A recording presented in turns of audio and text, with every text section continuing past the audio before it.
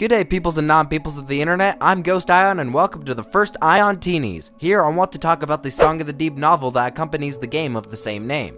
If you recall, I did a video on Song of the Deep on PS4. Some of my biggest issues with it were that you couldn't connect with most of the characters besides Marin, and even then you only get to know her through the narrator, which doesn't work the greatest.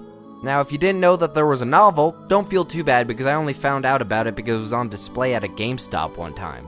Being that I was very interested in how the story and characters would be expanded upon in the novel, I decided to buy it. First, I'd like to mention how weird these pages are. It seems like some were ripped, the sizes aren't consistent, it's very odd and I don't know if it's a mistake or if it's supposed to give it a more journal-y feel. Second, I am not going to go through the entire story, nor am I going to mention every single difference between the book and the game. I'm just going to touch upon what I feel is most important or what I want to talk about. The novel is not very long, only being around 150 pages, but you get a lot more story and character in those 150 pages than you do in the 7 hours of gameplay from the game. Within the first 6 pages, you already know more about Marin, whose age is confirmed as 12 by the way, and her father. I think this part from page 6 really shows what I mean. Here, Marin is asking to accompany her father on his fishing trip, to which he says no. "Maybe I'll bring you luck. You might catch twice as many fish with me there." He looks down for a moment, and I suddenly feel bad. I know it's been a slow month, and there seem to be fewer and fewer fish each day. I changed the subject. "Have you seen the garden?" "Yes, it's beautiful. I've never seen tomatoes so big."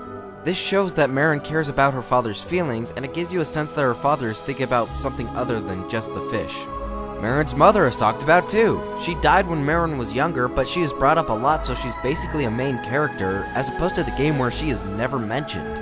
A lot of events and characters are in different spots too. The merchant crab only shows up once towards the end of the story, the entire part with the architect is skipped, the deep light is like an underwater lighthouse that people lived in instead of being underwater where Marin has to let the light through, etc, etc, etc. Also, Kara's name is spelled C-A-R-A, when I thought it was spelled with a K.